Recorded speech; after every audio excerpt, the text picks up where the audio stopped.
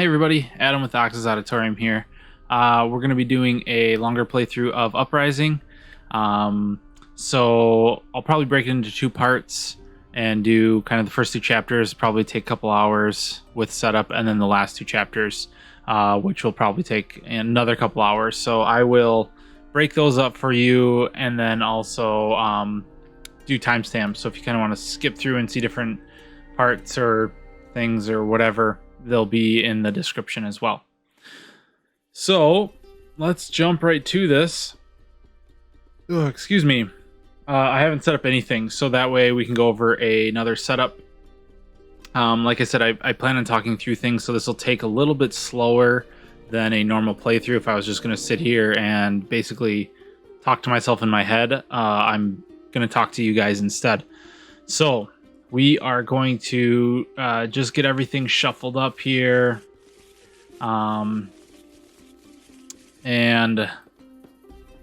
yeah, I'm thinking I'm going to play Hanzo. I'm pretty comfortable with him. And then we'll maybe go with Baranth. And like I said, my pronunciations are terrible, so please don't judge me there. Hopefully everyone will know who or what I am talking about. So I'm not sure if I showed you in the last video. I don't think I did. Let's say you don't have this in a good spot and you hit place and stuff goes flying. It doesn't appear right. You can hit this recall button and it just brings it all right back into the bag. So we're going to go ahead and place here. We know we're grabbing Hanzo. So 0 to return and grab his player chip. Search, gonna go ahead and search for the start cards. So we have Treachery and Slavers. So F key flips again, just in case anyone forgot. You're gonna grab your 2 starting cards. You're going to put your point tracker here, and then once we seed the map, we will put our starting tile out as well. So we will grab Baranth here. That looks fine. We'll hit place. Send Yanni back. Put tracker there. We will be doing, I think, just easy still. We'll just kind of progress up through. Hopefully I'll show you some good wins. But that doesn't always happen. So I can't promise you that that's going to happen, but I will try my best. Sometimes the dice just are not in your favor, and no matter how much you try to mitigate it, it's not going to work, and the dice gods are just going to tell you what's up. Okay, so we shuffled our starting feat decks after grabbing our starters. Almost forgot to shuffle the sea tower hexes. You don't need to shuffle the advanced one unless you're actually grabbing the red skull ones and dropping them into the normal one to shuffle them up. So you just need to do the 18 hex chest and the sea tower chest. So I think we're ready to go there. So we're gonna go ahead and hit 2-player easy. I think they're talking about a new kind of, like, not necessarily update to the mod, but a couple tweaks that they've been playtesting around with coming out somewhat soonish. I don't know, we'll see. If I hear, I'll obviously let you know, and I'm sure they will too. So you got the Legion here, we got this here. Let's go ahead and drop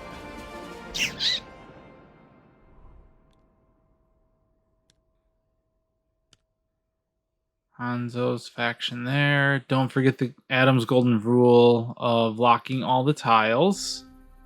Otherwise, if you are playing with me, I will knock something over, and even when I lock stuff, I will probably accidentally deal it to myself or something stupid. So that's what you get with me. So, but we have fun while we do it. So there's something there, I guess. Okay, so I think I showed you this in the last one, but you got to save the game. So once you get the players placed, there's going to be an error in scripts for some reason with players starting in the bags. So like for example, if I try to send the hero there, it doesn't work because they didn't start loaded out. So the easiest way to do this is hit games, hit save load. Don't hit, like, I accidentally always type here to try to save my game. That doesn't help. So we're gonna hit save game. This is where we're gonna rename it. So we're gonna do delete out that 2-player easy. So that's what we got going on there. So now we have our 2-player easy game. We can actually load right from that save right here. It will reset our cam, which is fine. And also if you hit spacebar, because I'll probably do it once in a while, if you ever hit spacebar, it loads that main section on the screen again. We don't want to be there, so we're going to hit change color, and I guess it's loading that way anyway. So now that I have you good and dizzy, now we can go ahead and hit those hotkeys. So that is the 8 hotkey, I believe. And it's going to bring out the hero and a haven for you.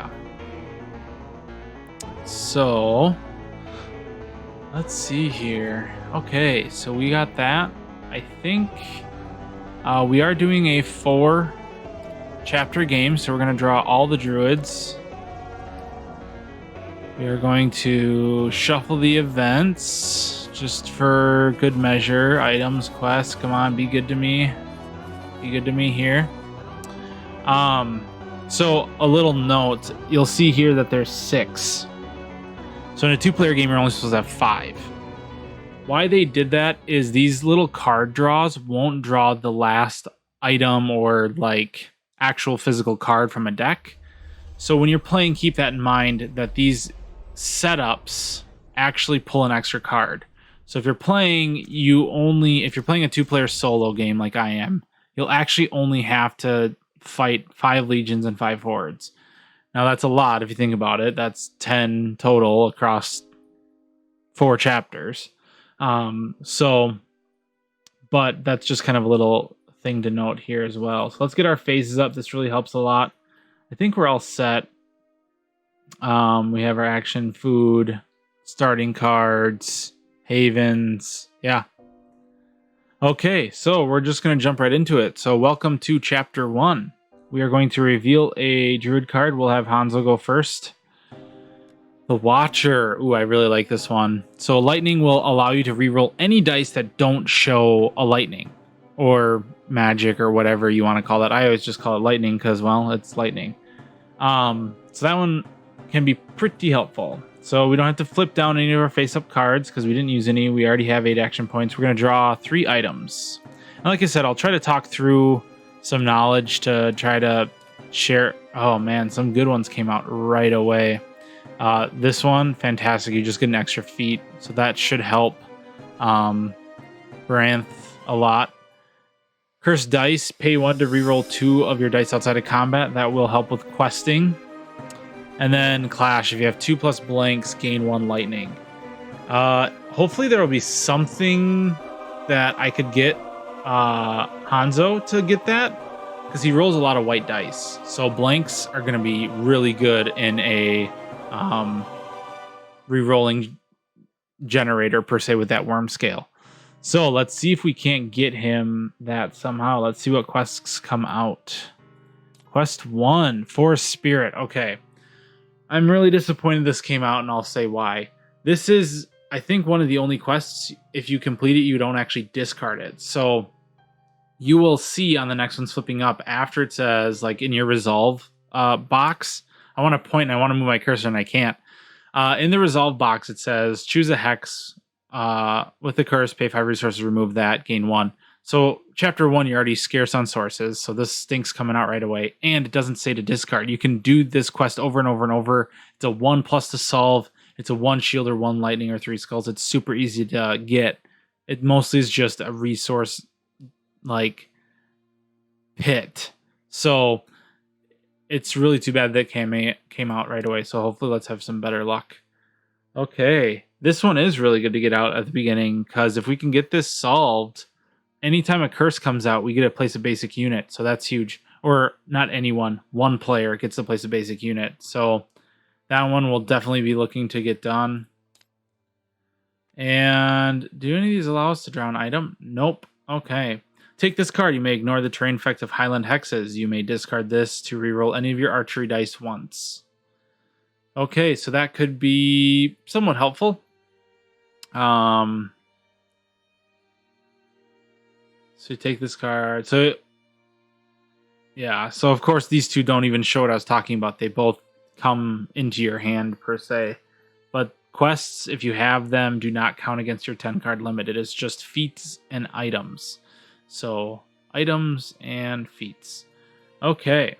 So Hanzo's our first player, so we're not going to technically pass the first player token, but add 2 threat to all Legion and Horde in play. There's none. The first player will draw and read the event. Okay, so let's hope for something good here. Actually, there is a item one here, so that one would be sweet. It would kind of cripple us with actions, but let's hope. I just shuffled it, so... okay, nope. And there we go. Hit spacebar already. Okay. This is... choose a hero, roll their dice. If they roll 2 shields or 2 lightnings, reveal 1 druid. Place 1 horde at threat 4. So going top to bottom, I guess let's go ahead and do this. This is kind of a mixed bag. I think Baranth is going to... God, I've had such bad luck with this one. I think Baranth is what we have to go for and try to get the shields. But he can't get lightning at all then. Where Hanzo could get a double lightning, and if we roll whites, we could get 2 shields because there's a 33% chance of getting a shield of some sort with Hanzo. Maybe we try Hanzo. He's got a... what I'm talking about is the dice distribution. So the white dice actually have shields on 2 sides. So that's a 33% chance it'll come up on each die. The purple does have a double lightning side, so that's a 1/6 chance. We'll just auto success there. Okay. Let's see how this goes. Hanzo, you are the selected winner. Oh, please. Please, please, please, please, please, please, please, please. Okay, let's just, for fun, see if this would have made a difference. I'm going to be so mad if he rolls 2 shields. See? Okay. This is actually good I did this. I just want to say, clarification, right from the get-go. Since I am on this side of the table, I will always be rolling here for my players. I will always have the enemies here. If it is 2 enemies fighting each other, I guess it just makes sense. Imperial will roll here, Chaos will roll there. In the case of this, it's not actually on its side properly. We'll zoom way in here. It's cocked, technically. It can happen. I re-roll those. No matter what, if it's leaning, it's just, for me, the thing. You re-roll it. Also, let's say I accidentally did blue, blue, blue, white. That's incorrect. No matter what rolls, I'm not saving the blues. I'm re-rolling properly like, oh man, that's a great roll. I'm just going to re-roll this white. Nope. I'm going to go ahead and do it properly, and then we'll get the rolls going like that. So it does happen. Mistakes do happen.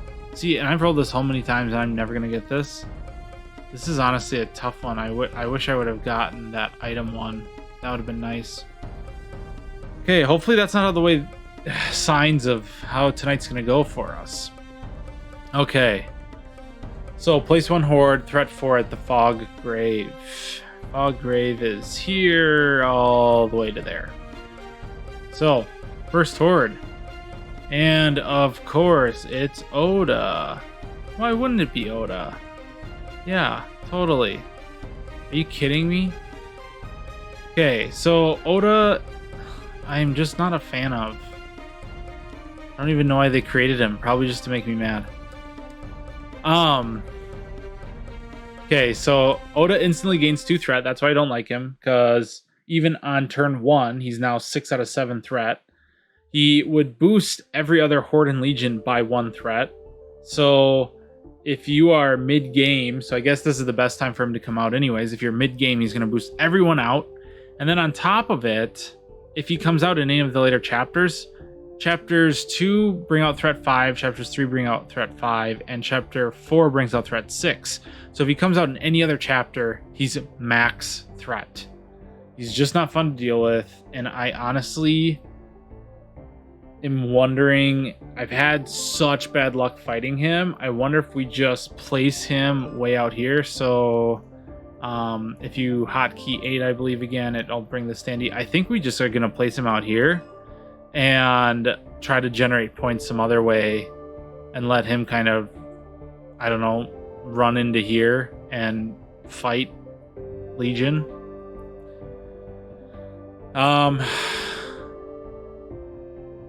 Okay, see, I'm already flustered. Place 1 horde on a sea tower hex, if possible. Well, that changes things, because normally it's like Screaming Sea and Foggrave.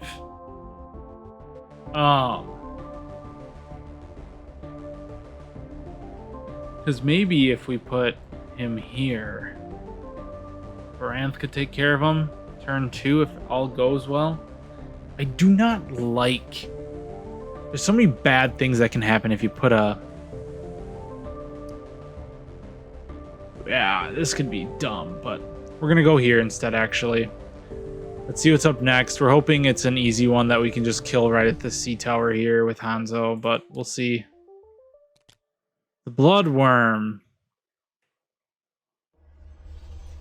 Interesting. Place 1 curse on a hex with no X. So I think we're going to go ahead and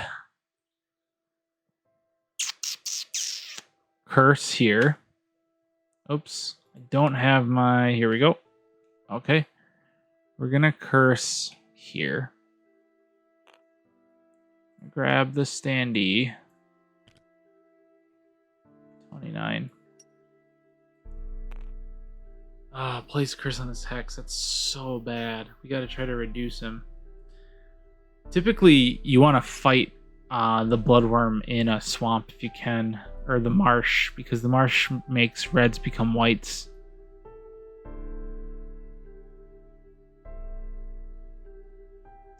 So, yeah, this is going to be quite an interesting beginning.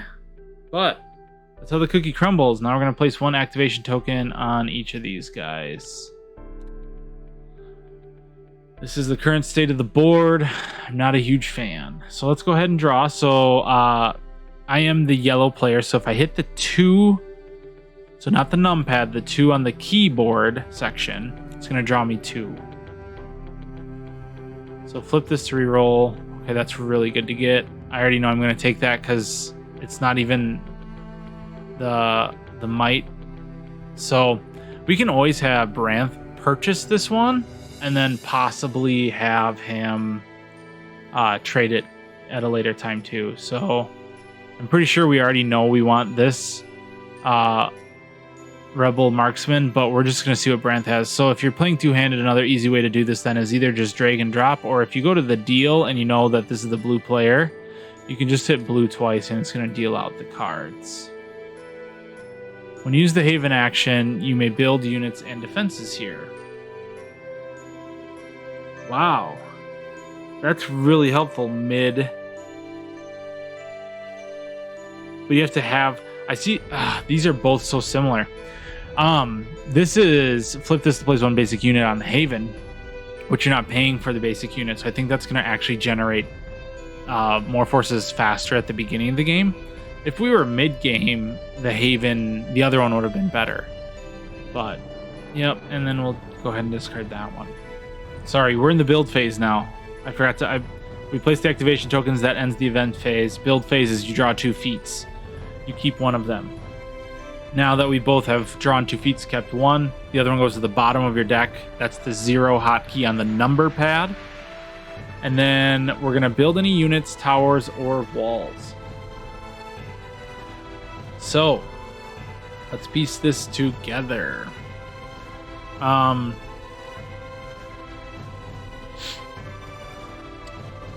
What could possibly be here? We could possibly have... Yeah, this is just unfortunate that's there. I really wish these two hexes would have been swapped. That would have been better. That could be a Badlands hex. And if that's the case, we could possibly have rider units. And I think we need the slavers out anyways. So if we take a slaver, 1, 2, 3, 1, 2. And you do always want to try to save 1 food and 2 plunder in order to build a haven and command. So we could go 1, 2 for a hunter. 1, 2 for a hunter. Then we could go 1, 2 for another hunter. And 1, 2 for my last hunter. So I'm doing this because my plan is I'm going to move here, explore, I'll get 2 salt. Move here, explore, get 2 more plunder. I can then... Maybe we should keep an extra food and lose... Okay, this is kind of a big risk. I'm counting on this being 2 plunder. Now, the average tile flips over 2, but there are a lot of exceptions. Well, not a lot. There's a good amount of exceptions. This is quite risky, but I think I want to do this in order to try to have a strong army. Also, just a reminder, so if you pick up and they're all messed up, if you hit the keypad 2 or 1 will put them in a line, 2 will put them in a 2-stack formation, and 3 does 3-stack formation. So this kind of just allows them to kind of be compact and in a nice, neat order for you.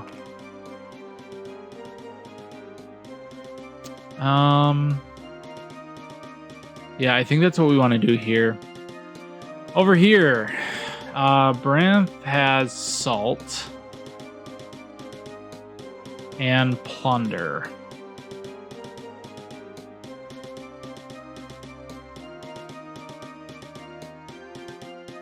You might want to jump here. I don't know. We gotta see. We have stuff nearby, so we're gonna go ahead and drain these though. So 2 salt for a youngling. I guess I didn't really go over his thing. So phalanx. You may turn one of your dice to show a single shield. That's really powerful, just in the fact that you can do it once per combat, but it allows you to basically turn a blank to a shield die. He also has younglings, so your basic unit younglings here will upgrade, because you could exchange 1 youngling for 1 Oathswarm after a combat, and then you flip that card. So once per round, you can upgrade a youngling to a Oathsworn, so from a blue die to a red die.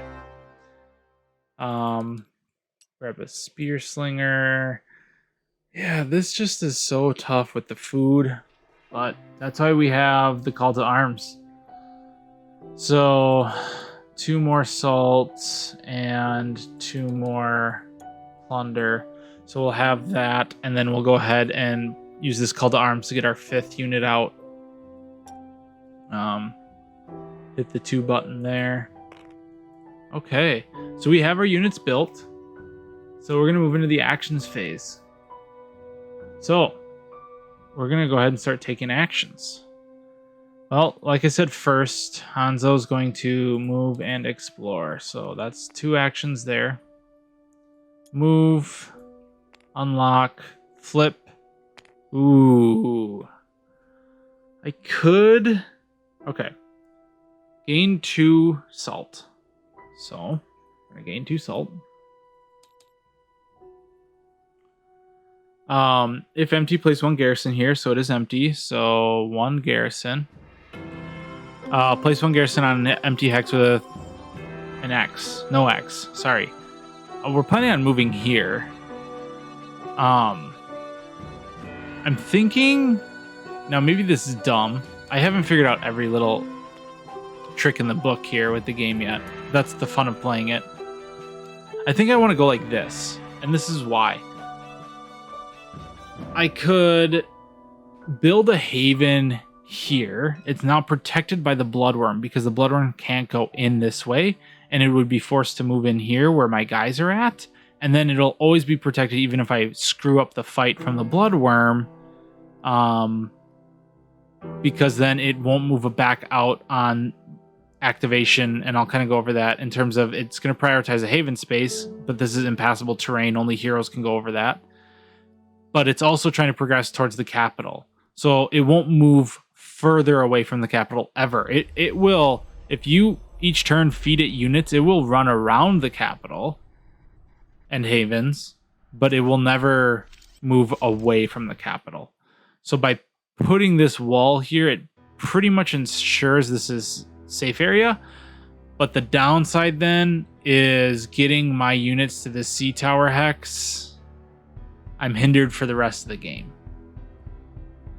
But that can also be mitigated by me possibly building a haven here or here. So I think it's worth the risk at this point, kind of like a little safety net.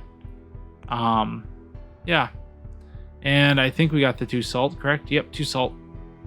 So that's Hanzo's turn. Right away, before we forget, we're going to go ahead and flip this, get a basic unit. I'm trying to decide. It would be nice to have 3 archery to fight things. I mean, Oda doesn't care if I end up moving towards Oda. But the younglings, I just like the younglings so much. So we're going to go ahead and grab a youngling. So we'll have 3 younglings, hopefully a little bit stronger clash phase then. More units to upgrade then. And then we're also going to move and explore here. I don't think, so this is a curse. Curse.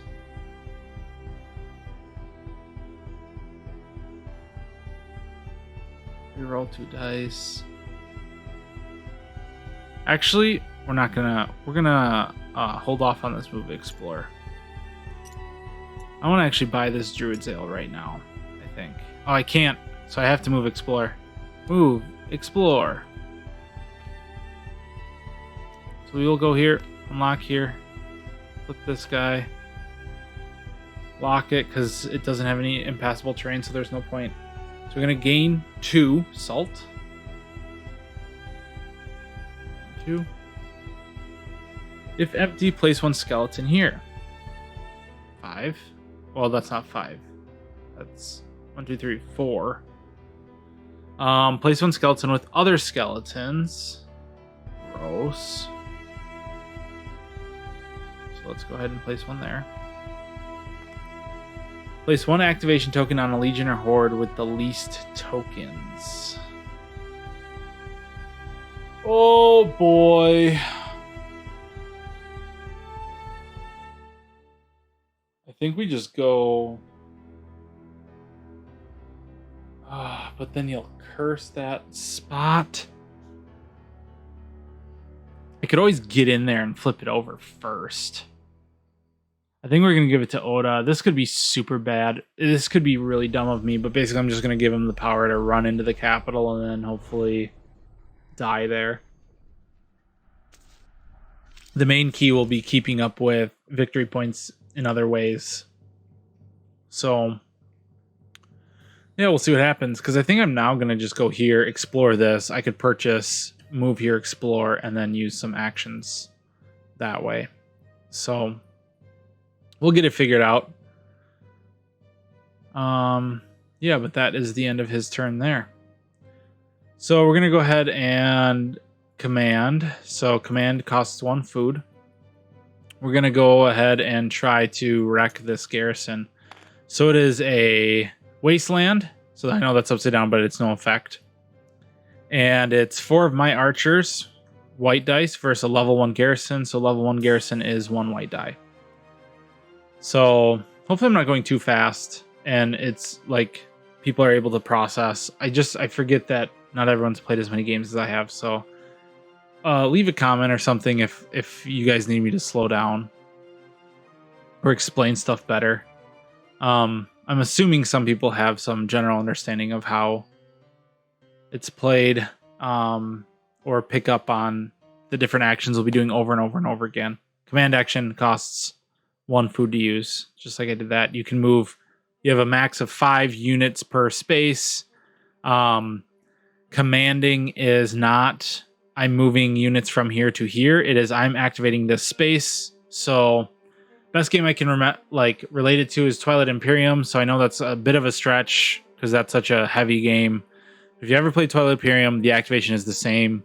You're activating a hex and you're moving anything adjacent to that. So what that means is, hypothetically, if this, and I know my heroes can't go on unexplored, if this was how this setup was and I did a command action, heck, we can even put him here. All of these units can move in. Because you're activating this hex, so anything adjacent. So that's where kind of you can get really funky with the sea towers, and they're super strong. So I hate blocking it off here, and I hate letting Oda just run through this one. I'm kind of thinking I should have now put him like here, so he could have just ran, but the choice has been made. So let's go ahead and roll this. So it's my 4 white dice versus 1. So I'm really hoping that we can block whatever damage he does or get through any damage. Okay, so we block 1 here, and technically we block 2, and then we kill the garrison. So that is what we wanted to see. Hanzo gains a point for killing that, and that is that turn. Branth's just going to keep on moving and exploring. So hopefully we don't run out of actions like this. Move, explore. Ooh. He's not going to be able to purchase if he goes there. Ugh.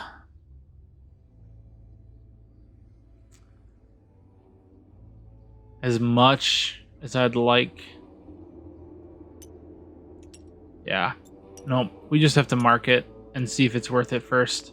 So the market action is you're going to gain 1 item from the market that your hero can use. So how this works is, I really want this for Hanzo, but he doesn't have a might characteristic.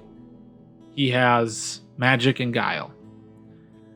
He cannot purchase this item because he doesn't have the might to equip it. There are cards that allow you to break that rule, and we'll cover that when we get there. But Branth does have this. So we're going to go ahead and purchase this Druid's Ale for the 2 salt.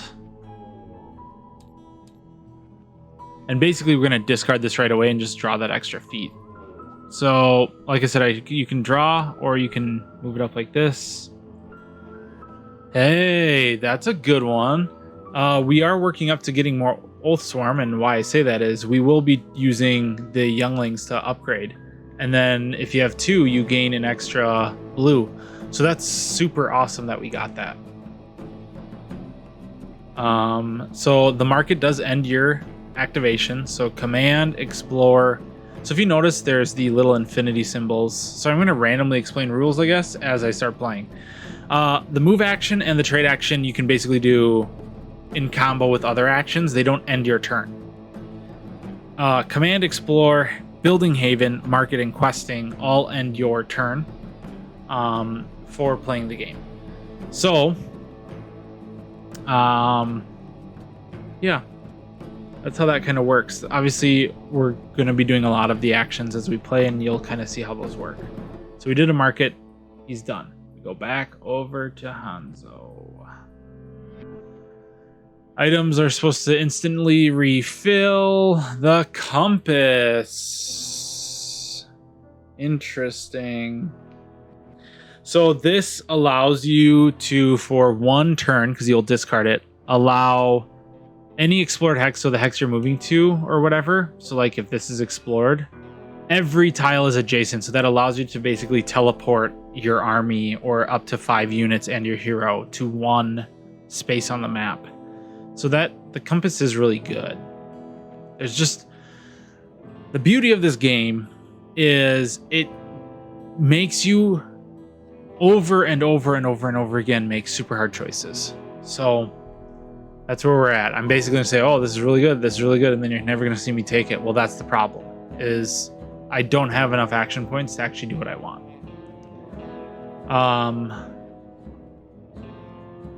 But speaking of action points, I didn't really think this through either. I don't have the plunder to do that, so we're going to have to move and explore. Do these require at my hero's hex? That one does. Okay. So move, unlock this, flip this. Oh, yes. Okay, I'm excited because this is going to not... Okay, so I'm going to gain 2. Oh, wow, each player gains a basic unit as well. Speaking of gaining a basic unit, I'm going to backtrack here really quick because I totally forgot that I did not grab my Slaver's ability, so I destroyed a garrison. So I'm going to gain a basic unit, which I only have sellswords left. There's no point in rotating this, so I'm going to go ahead and lock it. I'm excited because Woodlands allows you to reroll 2 dice. So my archery on this tile can be very, very strong. If empty, place 2 skeletons. It's not empty. We put this garrison here, which is good. So now we're going to reinforce instead of placing skeletons. So we're going to keep the garrison, which will keep our slaver ability going. Each player also gets to gain 1 basic unit on a haven or empty explored hex. So...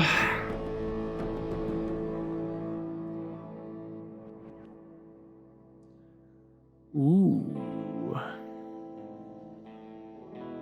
We could actually use this. Okay, so... See, I start thinking... So, Hanzo's really basic. So we're going to gain the 2 and put the sellsword on his haven. Now, Baranth can make him route differently because all these tiles on the outside are considered explored.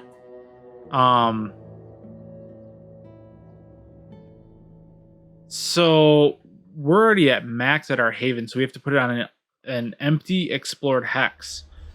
So why I'm so intrigued by this is if I grab a youngling and I put him here, he's gonna die.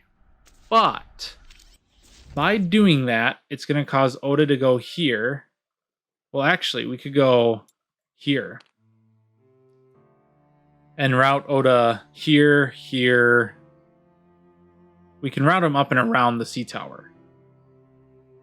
1, 2, 3, 4. Yeah. 1, 2, 3. 1, 2, 3. Yeah. So we put the youngling there. Oda will move in there. He'll kill us. He'll get extra points. But it's keeping him away from the sea tower that I was worried about having. So I think we can play a little bit of catch up there and just kind of let Oda... I really hate fighting Oda if you can't tell. So unless something drastic came up, which we didn't have really here. I obviously haven't figured out how to destroy Oda in the beginning. There is a quest that drops someone by 2 threat, which I think makes it more feasible, but we didn't get that. So not a whole lot we can do. So that resolves that action. Baranth has to explore. So I'm kind of wondering though if I should buy this with my last salt. Move and explore. So move, unlock, flip. Okay, this is good. Gain 1. Remove any garrisons here. Place 2 skeletons. Draw 1 item and keep it even if you could not use it. Wow. That is so fantastic. So we're going to, since we're planning on building a haven here, we're going to flip this like this. I think. I want it protected from the capital. We could go that way, allowing us to get... Because we don't need this salt tile, really. So we'll go like this. Let's resolve this. Gain 1. So that's going to be just enough. We're going to place 2 skeletons here. So we're gonna lock the. Is this tile even aligned now? There we go. Now we're gonna lock it. 1, 2 skeletons. I like sea skeletons because they don't have an archery round, so you do have a chance to kind of get rid of them before they cause a problem. So I was kind of honestly interested in grabbing this. Pay 1 to reroll up to 2 dice on rolls outside of combat for Branth, but I think we're just gonna go ahead and. I know it's even if you can't use it, but I just really like the idea of having this. Nothing super expensive. It's all 1 salt. So we're gonna actually grab something worthwhile that I think the team needs. So, okay. This could come in super handy. Yeah, like I said, every item's good. So,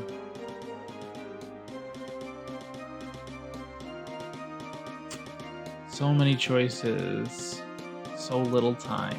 Okay, moving on. I'm delaying because now I'm like my brain just goes crazy when I play this. I love it, but I'm sorry that you're stuck watching me like literally space zone out into my screen. At least you can see what I'm looking at. But okay, so he moved and explored.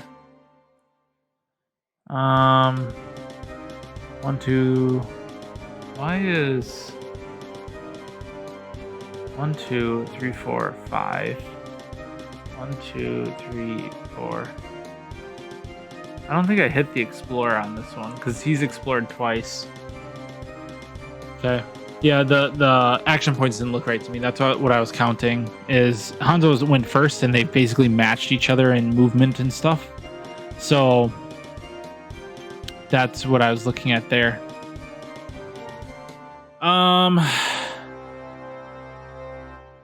I could move and then Haven.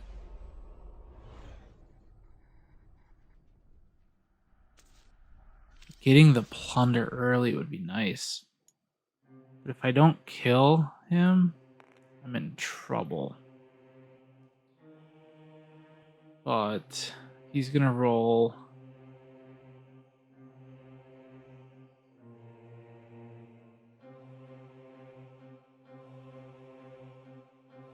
I mean, we could just straight up buy this for the 2 salt and deactivate him, but then he's gonna be a little bit stronger.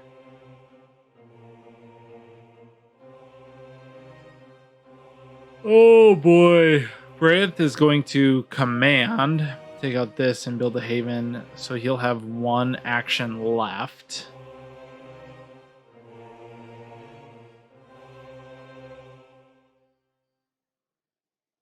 So if he purchases... He can't purchase anything. Oh, okay.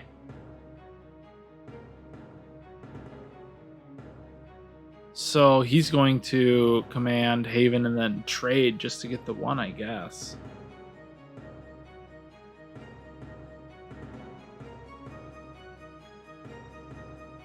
So, yep, we just got to stick to our guns. We're kind of wasting all these items, but I don't know. The developers are just going to be laughing at me like, this kid has no idea what he's doing. So we're going to move and then Haven. So 1, 2... So a Haven costs 2 to build, but they're so important in generating resources, and you have to build them where your hero is at. So we're going to move there, and then our last thing we're going to do is command into this garrison. So, and also I'll kind of, I pointed out before, but the more Havens you have, the more points you generate and resources you generate, so... So that is his turn. We will command here. We could actually... This is interesting. We're going to command since we have it, let's grab the extra points. We'll command here. Branth gets to move, so he could use this if needed. So we're gonna fight the one skeleton. We have 2 spell slingers on an ice waste, so no effect. Skeletons do not throw archery die, so I get 2 white die against nothing. So let's hope for a skull and be done. Oh, of course I get 2 shields. So then the skeleton's going to roll 1 red, and I'm going to roll 3 blues. So, oops. See, I screwed up there. So 3 blues and 2 whites, and he's going to roll a red. Okay, very, very good. Okay, yep, taken right out. So, now this is the interesting thing here. We will... This is so good. Flip over the younglings here. So we're going to flip this over and take a youngling back. So you can also hit the 0, I guess. And we're going to get an Oath Swarm. So now we have a nice diverse group. We got 2 blue, 2 white, and a red. Hanzo's turn. He's going to command with his last food. So commanding, we're going to grab this whole army. Surround the garrison. Okay. Level 2 garrison gets 2 whites versus my 4 whites, and in a forest you get to reroll up to 2 dice. So 2 versus my 4. Okay, love to see that, and that's exactly what I want to see. A nice... Oh, hang on. So Empire, since they rolled blanks, they will reroll these. Okay. And then I can reroll these because it's the forest effect. Okay. So, I don't think it's really worth the 1 salt to pay. I want to save that in case I have 2 really good attacks on the Bloodworm. Yeah, no, actually, if I have a good attack, it should just kill the Bloodworm. So, and the Bloodworm doesn't roll defense dice. It's all red. It's all red. Red doesn't have defense. So we are going to pay the 1 salt, activate the treachery feat to ignore the enemy shields, and just go ahead and take out the 2 garrisons. 1, 2, 4. 2 more points. Let's not forget the skeleton that was taken out here for Branth. There's lots going on, so I apologize, you guys. I'm so sorry that I forgot that. We did destroy garrison, so we will get a free unit. And that is his activation. So we are just waiting for this Bloodworm to come in. Hopefully spring a trap. Okay, it's Baranth's turn. We will command for 1 food. Move this army in here. And we are on a Highlands Hex, so we only get 1 die in archery. So we only get 1 white. Let's hope for a skull. Take out one of the skeletons, make it easier on us. There it is. So remove 1 skeleton. Ranth gains a point. Now it's going to be 1 red versus 2 whites, 2 blues, and a red. Okay, let's hope for a shield. Hey, there it is. So, I mean, it's a little overkill, but I could trigger this Watcher ability to reroll. So the Watcher is, I can reroll any dice that don't show us lightning, but it's not really going to benefit me in any way to reroll. I also had 2 blanks, so I could have triggered my Worm Scale on top of that. But yeah, no, we're good to go. So that's going to take out the skeleton and we'll gain another point. Excuse me.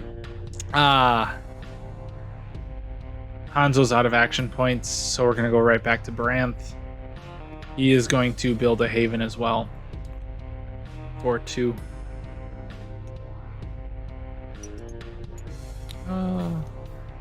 Cool. Oops. Instead of locking it, I sent it back. There we go. Okay. So all these guys are on here. So that's the actions phase. That's just literally using up all your action points. Now we're going to activate Legion and Hordes with for each activation token on them. So in this case, Oda gets 2 turns. So in initiative order, lowest to highest, we are going to activate the Bloodworm first. Bloodworm would prioritize Haven, but this is impassable. Then it will prioritize enemy units with the least amount of units. Well, there's only 1 square with enemy units, so he has to move in there. Didn't say they were the smartest creatures. They're just chaotic. So, we got a fight going on now. So, the Bloodworm is going to roll 2 reds, which can be kind of scary, but let's just hope that he doesn't curse it too early so we can trigger this. And I get to roll 4 whites. There will be 2 rerolls, and I also can trigger my flip after that as well. So 2 reds versus 4 whites. For this, I'm mostly looking... Okay. So he's got values showing, so he's going to keep those values. I've got 1 shield, 1 and 2 attack. So as of right now, we're dealing each other 2 damage. On the forest, I get to roll both these dice here. So I'm just clicking and dragging and highlighting both with the control button, and then I can hit the R to roll. That's how I do this custom without reroll. Well, see, I just rerolled that now. So we'll have to change that back. I'll show you how. Okay, let's hope for blanks, I guess. So if you accidentally do what I did and do that, you can change the value right here, and you can see the die move. I don't know. Okay, there we go. Now, on top of it, so let's roll these over. Let's put this over there so I don't do that again. There's no point in not using this because this only works in the archery phase, and it's going to unflip the next time. So we're going to try again to get something on this. Even if we lose a couple archers, it'll be worth... Okay, so that's 1 less archer we lose. So now we deal 2 damage, and we only take 1 because we block 2 of it. So that's good. So deal 2 damage. 2. Of course I hit the space bar. Man, I look just so professional right now. So that's going to drop him down to only 2 more in the clash phase. And I only take 1. So I'm going to go ahead and get rid of one of my hunters because they're cheaper than the slaver. And if the slaver is there, during clash phase, obviously we're rolling a red as well. So now we go to clash phase. It's going to be the 2 red, and in clash nothing happens in the woods. It's going to be the 2 red versus 1 red and 3 whites. So 2 red versus 1 red and 3 whites. Now I have no more rerolls, and neither does he. He deals 2 damage. I deal 2 damage, killing him, and get 1 shield. So this is good. This is what we wanted to see. I'm okay losing hunters because I can replenish them pretty easily. Very happy with that outcome. So I lost a hunter. I was sending them back. They should be going to the Chaos Graveyard. So there we go. when you die to whatever faction you're fighting, they go to the Chaos Graveyard. That or Imperial Graveyard, that generates points for them at the end of the round. So it's very important not to send them back to your home spot when you're fighting. And the counters here, every time you deal damage, that's basically their health counter along with how strong they are for rolling. I dealt 2 damage. So that will destroy him. He luckily did not curse a hex, which is super nice. Because curses A generate points, and B, you can't use then magic on that square or hex, but we get to gain 4 victory points, so that was huge for Hanzo. 1, 2, 3, 4. And send him to the graveyard. I'm sending every 0 on the numpad sends a lot of stuff back to where it came from, so that's why you keep on seeing stuff fly automatically without me dragging it anywhere.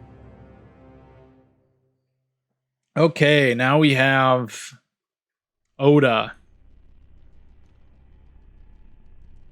who's going to just generate some stupid points. So, priority is Haven.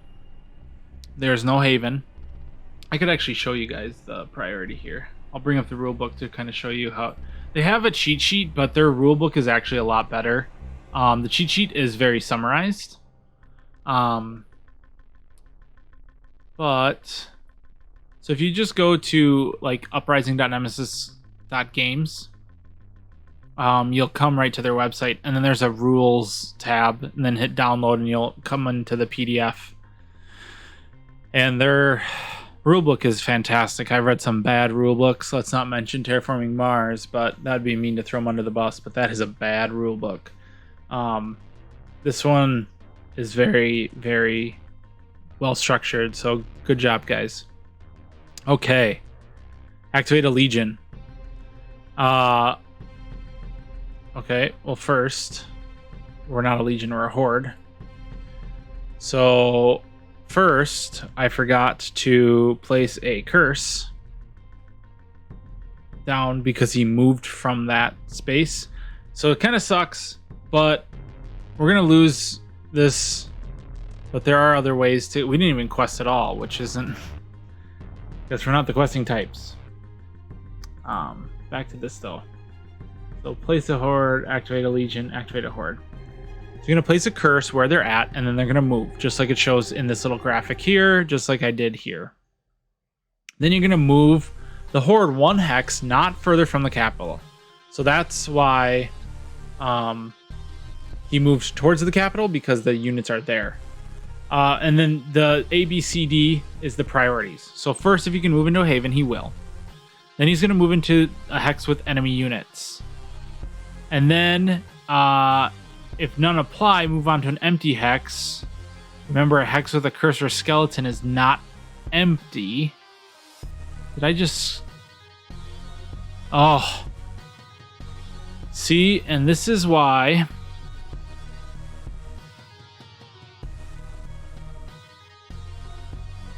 That was dumb, because he would just... Okay, so I'm way backtracking now. I didn't realize that he wouldn't move into a curse with that. I think the Legion is slightly different. We'll take a look at the Legion too. We'll just talk about it here. I think we don't want to do what I was originally planning on, having him rerouting. I think we just have to have him march right through. So the best place to put this guy, I probably would have put him here. Kind of close to the Haven. Because it's just dumb. That's just free points if I do that. So yes, I'm going to backtrack. Hate me for doing it if you want, but that's how I'm going to do it here. Still learning the little nuances of the game. So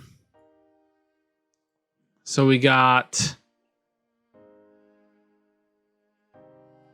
a hex.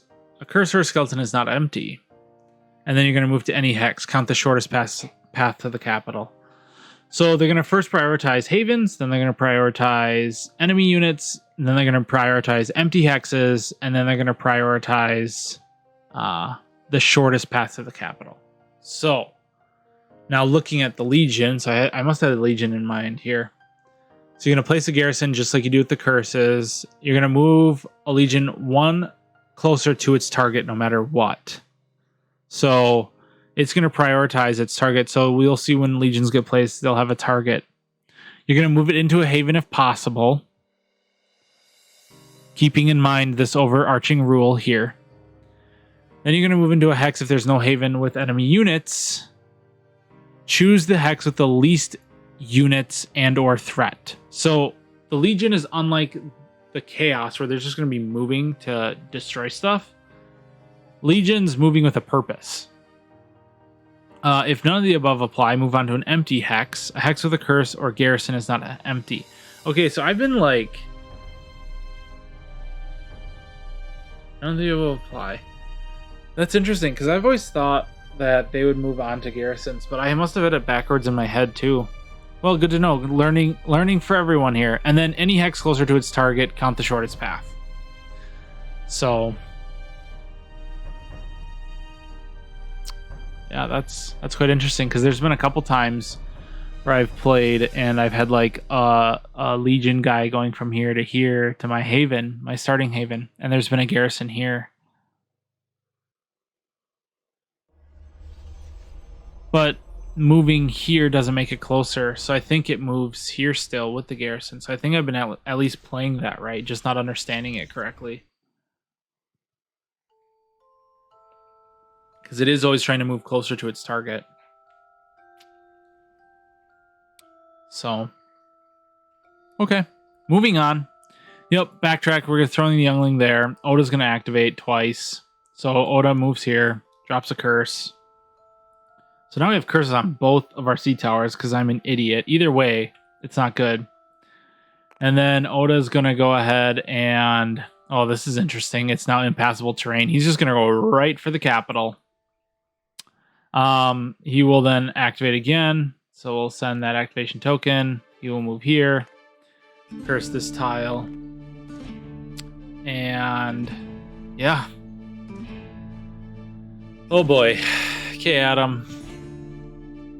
Not the greatest start, but we have 2 havens out each, and we haven't lost a whole lot of units, so I'm kind of okay with how we're sitting. Obviously, it only gets worse from here, so maybe I'm just really playing into a bad hand. So production phase, we're going to gain resources based on total havens, then we're going to gain resources shown on every hex with your 1 hero. So I'm going to do, or your with 1 haven. So I'm going to go ahead and break this down by faction. So zooming in way in here, as you uncover havens, you can see that you gain more and more and more. So that's why it's important to build havens. So we're going to get 2 of each. And then the second part here is gain resources with every hex with 1 of your havens. So there's a haven here on this hex. And you can see the resource is 2 salt at the bottom center there. So we're going to gain 2 more salt. And then every starting hex has 1, 1, and 1 of each. And then there's that little diamond thing, but I'll get to that in a second. So we're going to gain 1, 1, and 1. So that is Hanzo. Now Baranth is going to gain... so see, every faction's a little asymmetrical, so that's what's kind of fun about them. And that's why it's so hard to play this solo and not like get into a think tank. But hopefully, well, this playthrough's already going for a good amount of time. So, and we're just finishing up chapter 1 basically. But it'll start speeding up a little bit more once I'm done explaining things. So there's that. Baranth has an extra plunder spot, so 2 more. And then 1, 1, 1, just like I showed you. So that is the production phase. Now scoring. That's where the little diamond comes in. So we'll start with the Empire. So the Empire gains 1 victory point for every hex with the garrison. Well, Hanzo took those out, so they just gain 1 for the capital. They're going to gain 1 for every legion in play, nothing, and they're going to gain 2 for every faction in the Imperial Graveyard, nothing. So the Empire we've gotten reduced pretty well. Here's where it's going to hurt. Chaos gains 1 point for every curse in play. We have 1, 2, 3, and 4. So 4. And now we're going to gain 1 for every horde in play, so that's just Oda. So that's good. And then we're going to gain 2 for every faction in the Chaos Graveyard. So this is where they would have really kind of ran away with it if I had left the Youngling there, which would have just kind of, that was just really stupid of me. And I'm sure when I made that, if the designers are watching, they're like, what are you doing, Adam? Well, my thought was that I could circumvent the sea tower, but that didn't happen. So we rewound a little bit, and that's where we're at. So they're going to gain 2 for just having the hunters in there. So still tied. We'll go ahead and return those then. And now we're going to go ahead and have the player's score. So you gain 2 for each of your havens. So Hansel gains 1, 2, 3, 4 because he has 2 havens. 1, 2, 3, 4. And then we have 1 for the special hex. So that's where this comes into play. This is considered a special hex. That's what that little diamond is. It is not a resource. So that is just to specify it's not a resource. So some things will say gain resources on that tile. The victory point is not a resource. It's a special tile. That's what that signifies. So all starting havens start with a special tile. So that's, we're going to gain 1 more. So not too bad to start. Empire's really far behind. We kind of cheated Chaos down too, but we'll just go with it. More bad stuff will happen, I promise. And this is where we're standing. Omen's Phase, we're not going to worry about that. That's part of the expansion, I believe, or just like an extra added on module to make it harder. And now we're back at the refresh phase. So we are now in chapter 2. So we're going to kind of refresh everything. So anything flipped over, well, we're going to reveal a new druid. So it's just appropriate, I guess, to grab this druid here. So we're going to flip this one over. Shapeshifter. So you can gain resources and victory points shown on this hex. So this actually allows you to score basically and grab victory points off of tiles that you're on. Flip your face down cards back up. So we flip these over. We're going to regain our 8 points. So you can just hit 0 on these and they go right back into the cup for you. It's nice and easy. Just hover over it, hit 0, so we're back at 8 and 8. Now we deal 3 new items, discard the old ones, deal 3 new quests, discard the old ones. So all of this stuff goes away.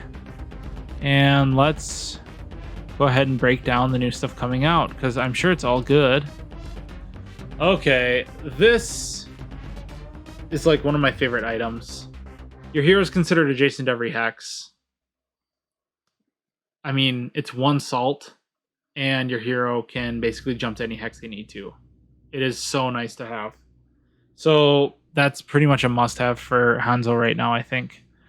The other 2, I'm kind of just a little lukewarm on. If your enemy's dice show 1+ blanks gain a shield, that's kind of nice, but we don't have Magic 2.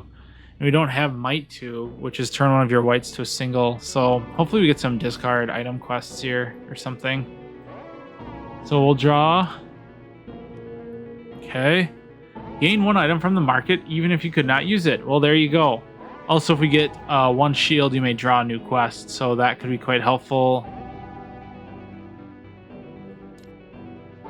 Ooh, I like this one a lot, actually. At first, I wasn't too keen on this until I found out how powerful it is. You can use this basically to slow down like the bad guys because you're flipping an unexplored hex. So it generates you the benefits of that hex. But you don't have to reinforce or place enemy units. So it's basically like a free tile flip, which is a lot stronger than what you may initially think. And it's just a 1 solve. So this is great. And then you can also possibly see the top card of the deck of the quest deck, which could be super helpful in avoiding some of the immediate effects ones where they can be a little bit more nasty. Oh, and the Koloth Migration. Gain food for every skull you rolled. And you get rider units. Yeah, if Baranth can do this one and get that rider unit, get his Koloth out. Koloth is a black die, so very, very strong. But it's 7 resources to get out. So that's quite the hefty price to pay. You would technically pass the first player token, so now Branth's the first player. We're going to add 2 threat to all Legion in play. Oda was not touched, so he will jump to 7. He can't go any higher, so he will gain a victory point for that one we can't basically uptick his threat. First player draws and reads the next event, so Branth would draw this one. Okay, so it's important, and this is why I specify who it is, and I'll show you why here. So, Prolonged Eclipse. We're going to place 1 garrison on every hex with a garrison except the capital. Well, thank goodness that we're playing on easy mode and we've destroyed all the capitals or garrisons flipped over. Now we're going to flip 1 explored hex and resolve its effects. Since Branth is the first player revealing the tile, he will be gaining the benefits of it. But this does say we have to resolve its effects. Technically, this is now considered explored, this is explored, and this is explored. Because curses are a terrain of their own. So, we could, interestingly enough, we could like flip this, and if garrisons flip over, he would have to fight them right away.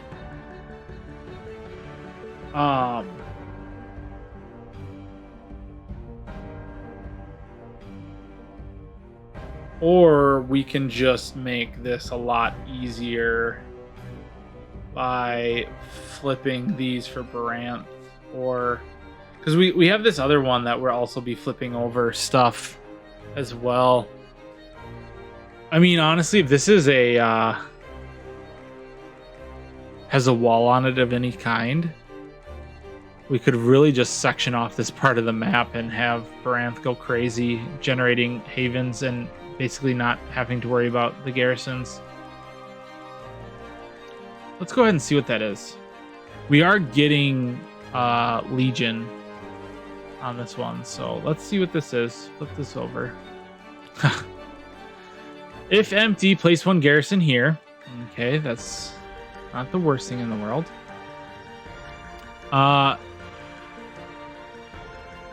If not reinforced, place 1 garrison on an empty hex with no X. We're running out of space here. We're going to put this right by Hanzo, though, because Hanzo likes killing garrisons. We're going to roll our hero die, gain 1 food per skull. Each other player gains 1 food. So this is kind of nice in that it is generating food. I did talk with the developers about this, and they're like, well, you want to keep your space open and put walls towards the, outside.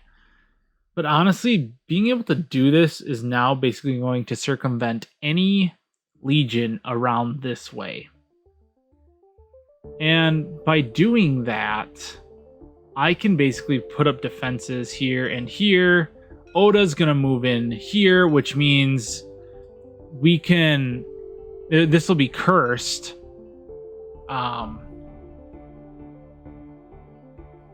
But then the Legion also can't use magic there. So we could kind of use this as like a meat grinder kind of strategy. I don't know. We'll see if it works. I actually haven't really had a scenario like this happen yet. So it's actually interesting and fresh for me as well. I realize I just talk a lot, so I need to get moving along here. Maybe you'll want to watch this in 2x speed. I'll preface that in the beginning of the description. Like, Adam talks a lot. Might want to speed it up. So I got to roll my hero dice. So that's 3 blue and 1 red. So not the greatest for skulls, but we could get a double skull. If we get a couple of food, that's nice. Hey, look at 3 food. And I believe it also said Hanzo's going to gain 1. Each other player gains 1, yeah. So 1, and then 1, 2, 3. I was going to say, I don't see why we can't get a Koloth out. Well, we can't get a Koloth out because... because we don't have enough salt. But we could almost just straight up purchase another Oath Swarm. Yeah, but we're going to want to upgrade, so... Okay. Enough talking. Place 2 legions, threat 5 in the capital. So the benefit of this is how... Oh my gosh. Talking about a meat grinder, and then we get the Warlock. Okay. The Warlock is Trixie. So, places target. Every player plays 1 salt for each of their havens. So, we're losing salt, which really stinks for Baranth, because he's already short on salt. The Warlock, why I think this is funny, is the Warlock teleports to his target. So he just is instantly there. He also removes walls and towers, so there's not a really benefit to build up that, because he could potentially just destroy it right off the bat. He comes in as threat 5, so let's remember to do that right away. And how the targets work, so let's get them here.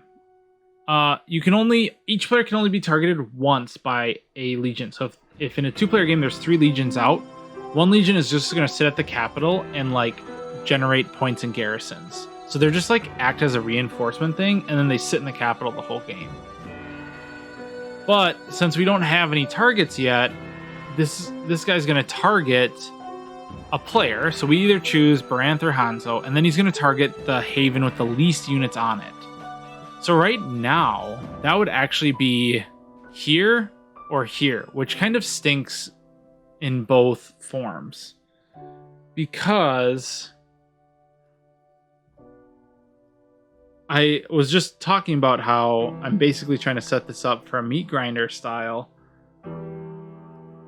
And now he's not going to go to the forest where I could put a bunch of archers down. He's going to go here to the ice waste, or he's going to go here. So in the Highlands, you only get 1 archery die anyways. Destroyed. So that would be a blue versus a white.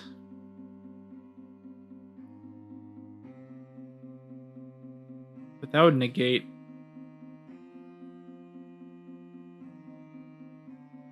Yeah, I think I just want him to fight Hanzo. So we're going to place the target here. And his standee is here. So we just have to outshoot him in the first round, I think, is what we want to do. Because why I say that is blue and yellow. So just as a disclaimer, yellow and... It looks like orange to me, but yellow and orange are the same in this game. It's intended to be yellow, but I sometimes catch myself saying orange. It's an orange-yellow die in Tabletop Simulator. But neither of those 2 dice actually have a lightning on them. So, not that it matters. We're probably not going to be building. It does matter. We could build... Ooh, that is juicy. We could build a tower on that one, and then we would get, if we put all of our archers there, we could get like 5 archery dice, white dice, to re-roll and just try to wipe him out. Because we can always pay to ignore. Yeah, okay. I like that idea. See, and now I'm taking like 5 minutes just to draw a legion. So this guy, no matter what, has to go against Baranth. Not a fan of this guy either. Place its target. Place 1 garrison on every hex with a garrison except the capital. So we're going to reinforce and reinforce. Not the worst things in the world. Well, not for this one. But maybe we'll use our free tile flip there. So that doesn't generate more.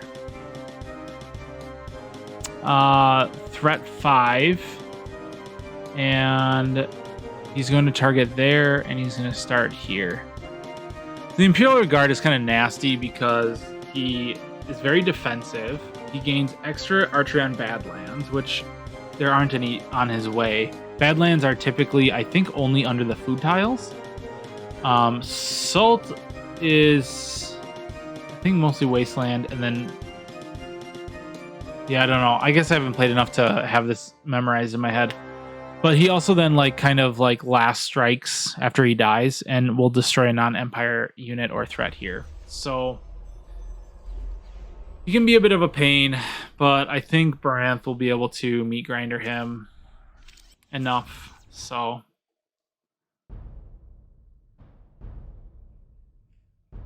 okay. That is placed. Now we're going to place one activation token on all of our friends here. Friends. The fun part. Let's draw some feats. Loot. If you destroy Legion or Horde, so it's specifically the standees, I can lose a victory point to draw the top card of the market deck and keep it even if I could not use it. I like it, but I think I have to do this because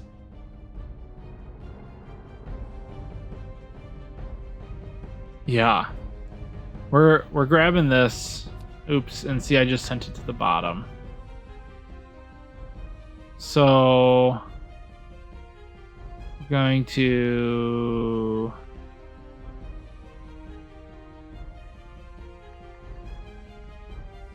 cut, split.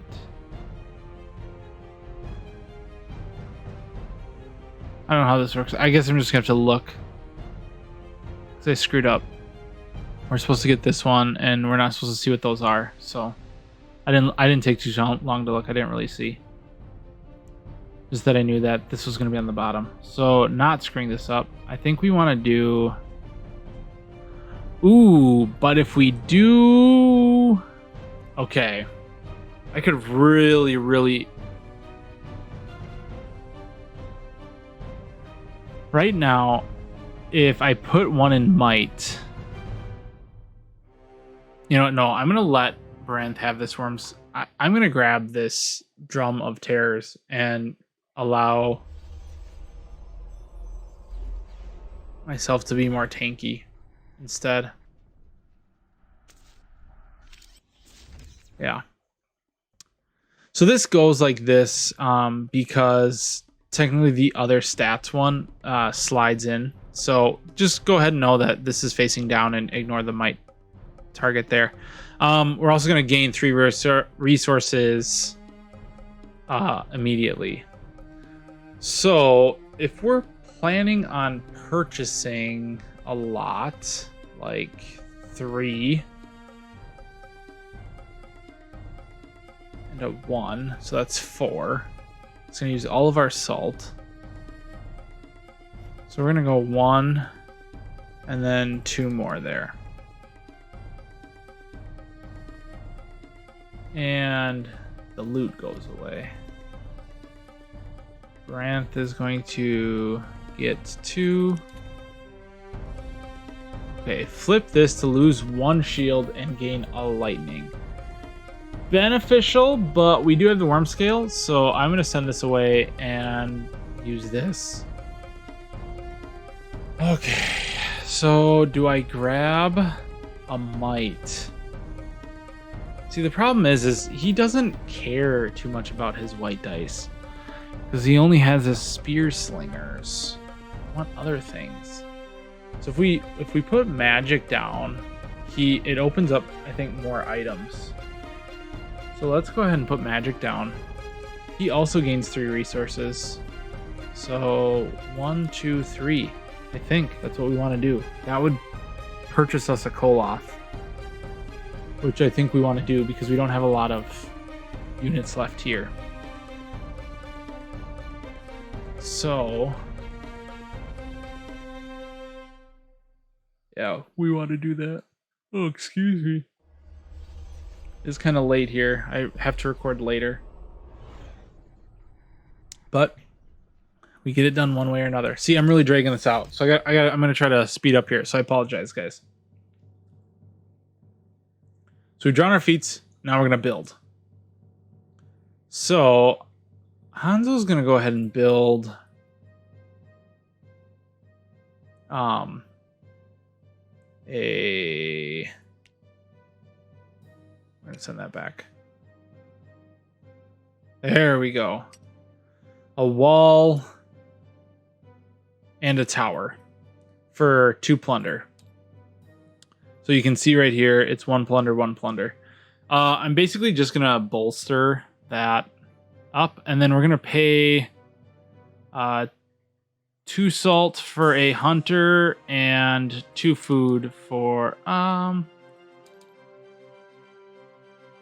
No, we need our food. So we're going to pay 2 more salt for a second hunter. And actually, I think that's maybe where I'm going to let it stay, because we're going to get this cell sword back by killing garrisons. These have to go on a tile here. Actually, that could maybe be dumb. No, it's not dumb, Adam.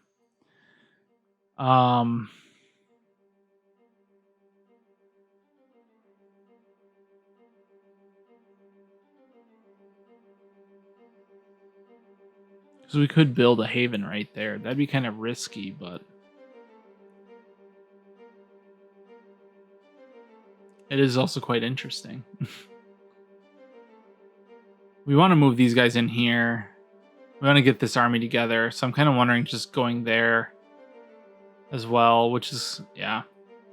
So those 2, and then we want to save our food, plunder to build, and salt. So yeah, I think that's actually going to be best for this round. At least that's how I feel about it. We do have kind of like these backup units, but this is going to be the main army for Hansel right now. Baranth, on the other hand, is going to pay 3 and all 4 of his salt to get this big old Koloth out. Then we are going to pay 2 plunder for a youngling and 2 plunder for a spear,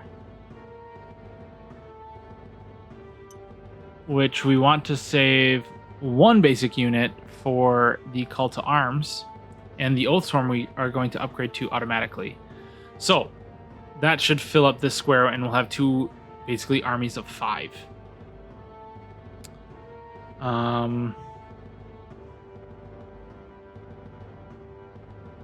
Yeah, because even Baranth could then buy this map and then reconvene here with them. So yeah, that's what I'm kind of liking that. Liking this. We'll see it. We'll see what happens. Okay. I don't think he needs to fortify anything just yet. We're just kind of putting all in on that. Just kill stuff and then defend against the Warlock. But he's not 4, he's 5. I wasn't looking at that. Still can't. Yeah, still. That should be fine. Because even if you roll shields on these whites, Hanzo can ignore those. So we're okay with possibly having a big archery round here. Okay, take actions. We need to get Baranth some points. He does not have any rider units.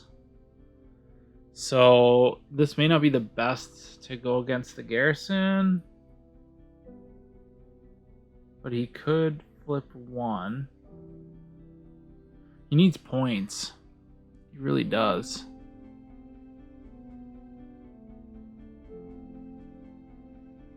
This Koloth one doesn't matter too much now. Your hero's on a wasteland. Gain 1 item even if you could not use it.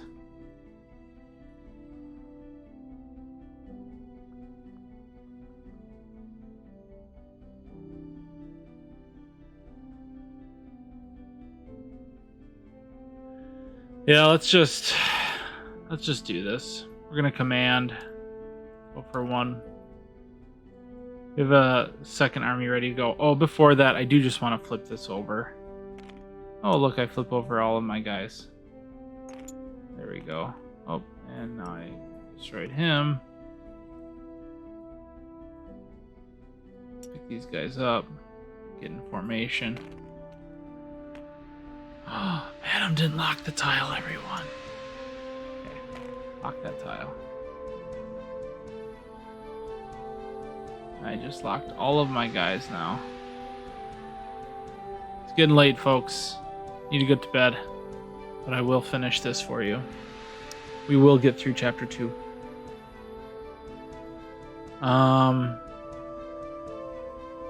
So we're flipping that to gain the youngling here. Okay. And now we're commanding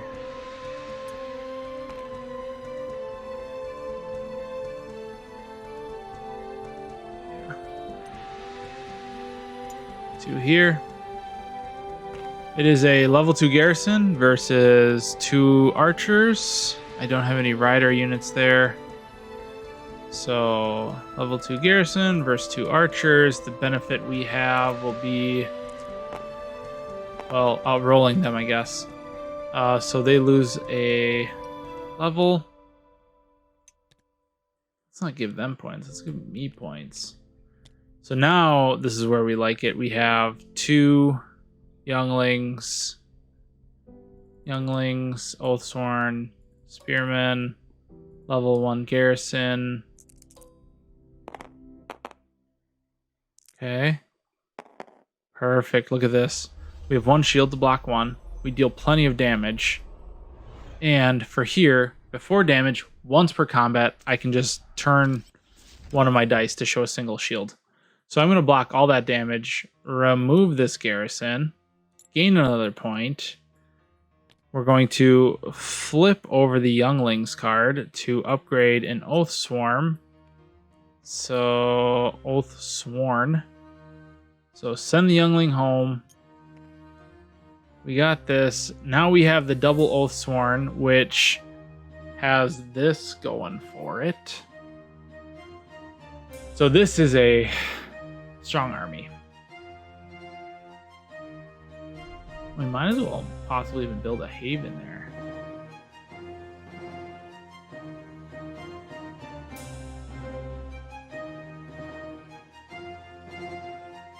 Okay, Hanzo's turn. He will actually... We're on an explored hex, but I think he can do it on his own. So we're looking for 4 skulls, 2 lightning, 1 shield. 4 skulls, 2 lightning, 1 shield. So I think we want... We just need 1 to complete, so I think we want... I think we want a bunch of oranges. We want 3 oranges and hope for... God, that would be so dumb if we failed this.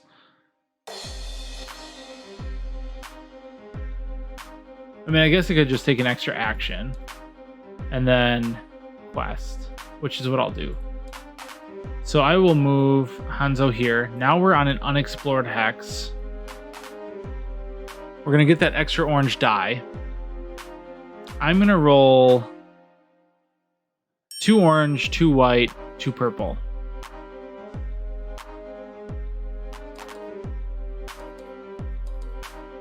So we need either 4 skulls, 1 shield.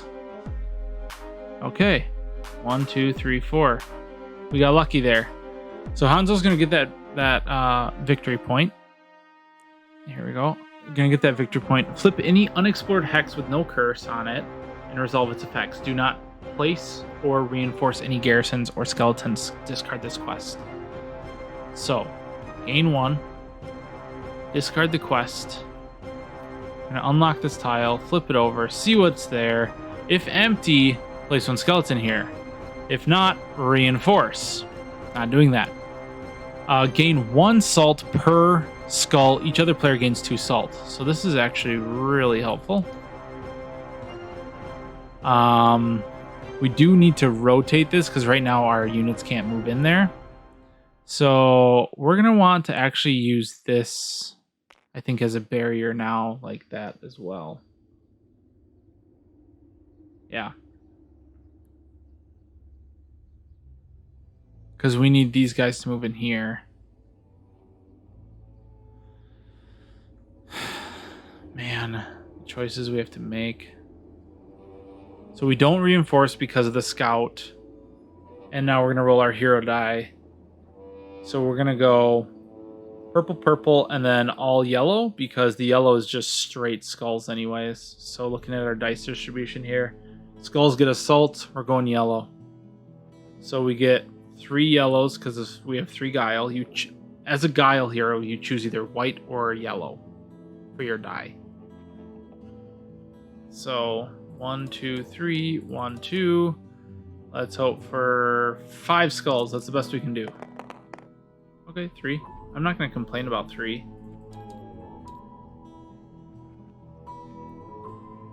And that is Hanzo's turn.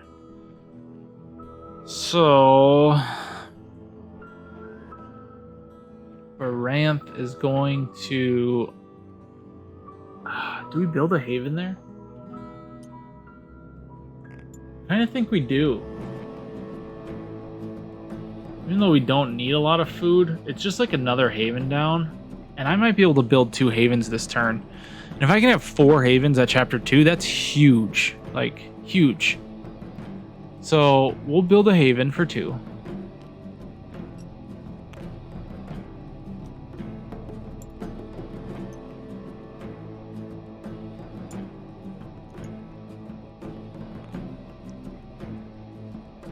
That's his activation. We're gonna command here.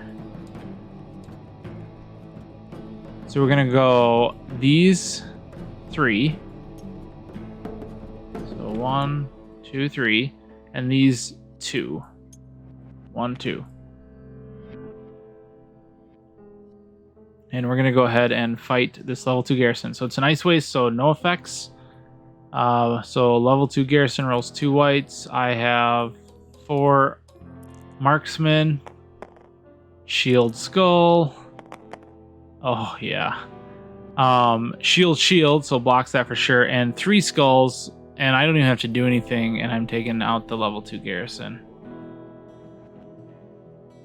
So 2 more points for Hanzo. And that is gone. So that's good so far. Our dice are definitely helping us out here. So now Baranth is going to go ahead, move, and explore. It's basically almost got this whole place on lockdown here. He's going to gain 2 plunder.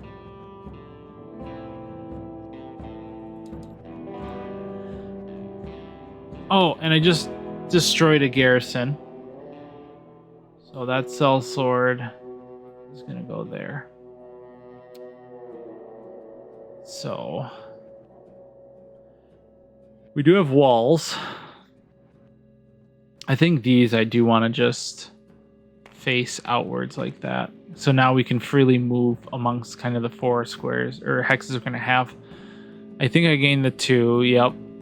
If empty, place 1 garrison. So garrison.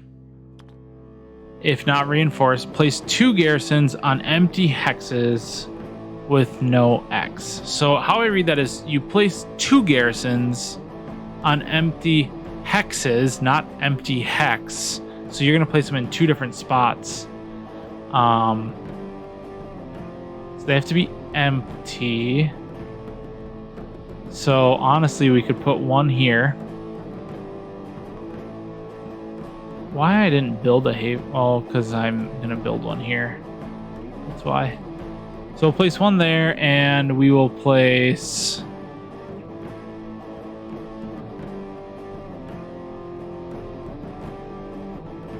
one here, I guess. Oh, excuse me. Okay, so let's lock that in place.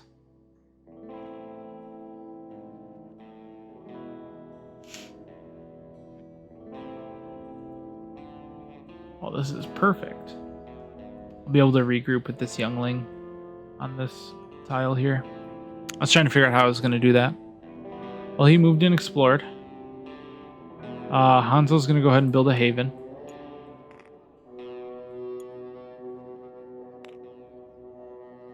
Lock that in place. Lose 2 plunder. And then I think we're just gonna command here. Command. Oops. It only costs 1. So we're gonna go 1, 2, Spear Slinger 3, Youngling 4, Koloth 5. So we have a lot of defense through our blue. We have 1 archery, which works perfect for the Highlands, because you only have 1 archery die anyways. And then if it makes it through somehow, it makes it through. So level 1 Garrison, first 1 Spell Slinger. Shield, nothing. I'm okay with that. Level 1 Garrison versus a Spear Slinger, 3 Younglings, and a big old Koloth. Very okay with that. I just need to see 1 skull. There it is. Garrison gone. Branth up 1. Branth has for sure taken over his territory quite handily. Oh, I've been possibly forgetting about this. I just rolled 2 blanks. So let's go ahead and trigger the shapeshifter as well and gain 2 more plunder. That is good. Good. Yeah. Good stuff. Okay. Hanzo, we got some more commanding in your future here, huh? So, command. Move these back. Just generating points off the garrisons. So, level 1 garrison, 4 marksmen. This should go pretty easy. There we go. 2 skulls. This one's gone. Oops, I think unlocked all one. Yeah, there we go. And okay. Locked all my units. Unlocked the tile. Man, I am just a hot mess. I do not have any more basic units to use the slaver card with. So now is a good time to forget about it, I guess. We have all of our basic units out on the map. We're doing just fine on easy mode, I think, for now. Let's not get too cocky, though. What's Branth gonna do?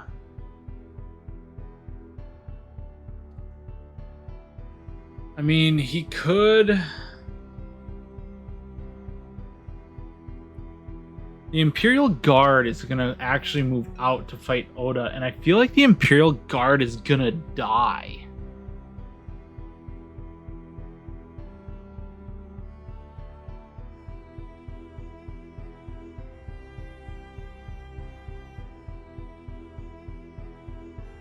Holy smokes.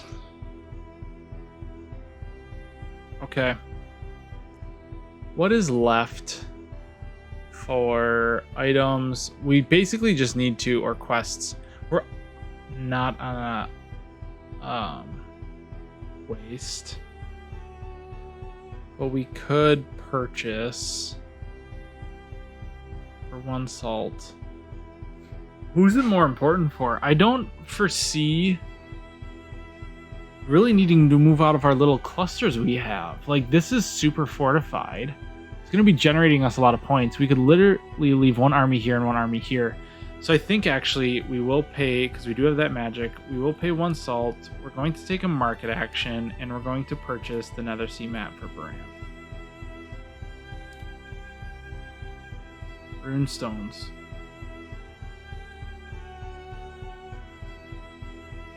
Hanzo, on the other hand, is going to command again. Come on. Gonna move his army to here. There will be a fight with the Warlock. There might not be any Legion left. That's the hope anyways. We have a nice strong 1, 2, 3, 4 archery round. Well, 5 with the tower. And I think because we're going to have so many whites then in the actual clash phase, we're going to need the shield and possibly even this. So we're gonna try to quest since we're in the ice wastes as well. So yeah. Baranth will command 1. Just in case anything funny happens, we'll move here now. Because it would be hilarious to have... Oh, I was gonna Haven, wasn't I? Yeah, that's what I was gonna do. Hang on. Before we do that, let's move the 1 command action, since we have all that plunder, to the Haven. 1, 2, build another Haven. Now we have our cluster of Havens. Lock that down. See, you'll start really clicking here. So Hanzo went in. He's now going to quest. Because worst case scenario for this, the Empire gets 2 points. Well, the Empire is super far behind right now, so I'm not too worried about the Empire. But we do want to try and get this quest solved. So we have 2 purples, so that's going to cover the lightning. Possibly. It also could swing heavy into skulls. We are on an ice waste, so that's another red. Or that's 1 red, which is double skulls and possible lightning. So I think we go red, purple, purple. And then we're going to grab... Because we have 2 purple here, and we get a red from the Iceland waste. I mean, do I just be safe? And do I have... Yeah, I have the resources. It would be dumb of me not to, but if I then flip over this shield to draw a new quest, I'm not going to get it.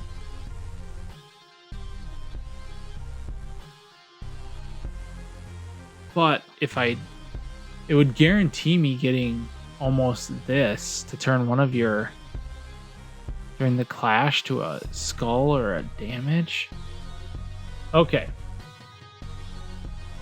Doing a little backtracking now that we thought about it. We are going to market. And for 2 salt, 1, 2, we are going to grab runestones. So this draws out a new one. Oh, of course, the saltwater pipe comes out now. That's okay. This is a lot more customizable, I think. So, I mean, it costs more and you have to pay, but resources should not be a problem for Hanzo really coming up. Now Baranth is going to command. I don't remember if I paid too much food, but if I did, I guess that's the cost of me recalling stuff all the time.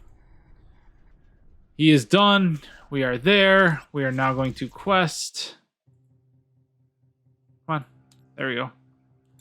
We will be going for intercept the Empress's caravan. We could pay for the shield straight up if needed. So how we're going to strategize this is we get the red from the wasteland. We're going to grab the 2 purple and we're going to go straight yellow for skulls. So we get 1, 2, 3 wasteland and then our 2 magic trades. So we're looking for 2 lightning and I think 3 or 4 shields. Or skulls, sorry. So this is why we purchased this. So that's a good roll. That's 1, 2, 3, 4, 5, 6 skulls. But 6 skulls doesn't really complete it. So now we're going to pay 2 resources with runestones to gain a shield.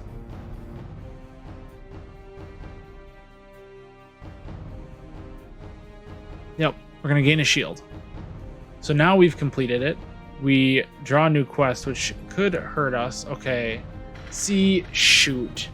Does it say you may draw a new quest? Okay, I'm so sorry. This is late, and now I'm backtracking even more because I saw what it was. I wouldn't have drawn it because it could have been bad had I read that properly. You may draw a new quest. I'm not going to. It wouldn't be smart to. We would lose that quest right away because we are now out of actions. It is like legitimately not a smart thing to do. We are going to gain the 2 victory points, and I really apologize. It is kind of late, like I said, so I'm trying my best here. And then we're going to gain 1 item from the market, even if we could not use it, which we are going to grab this here for Hanzo's white dice. That gets discarded. And now we are in the Nemesis phase because we're out of action points.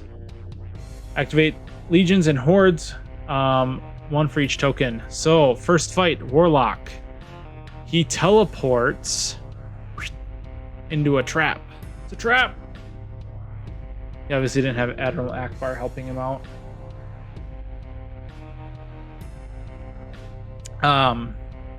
So a little trick for fighting these guys too, I guess. You can find them up here, and then you can just always have their card up like this. So we start at 5. He teleports in here. We go right into archery. So archery, he's going to roll a yellow, white, white. Myself for archery have 4 archers, and then also we have my tower defense. So I get 5 whites. So he gets a yellow, white, white. I get 1, 2, 3, 4, 5. Now this is going to be huge because he also rolled terribly, and I haven't used this yet. So I can re-roll any of my whites. So we're going to go ahead and flip this because there's no point in saving it. And we are going to re-roll. Well, we already have the block here. So we're going to re-roll these 2 and also this 1. We're just straight up looking for skulls, because if we get 3 skulls on this, we kill him, which is much better than having to fight him in a clash phase. Now, even if it's just 1 or 2 more, that will help immensely. So let's hope for the best. Okay, we got nothing. So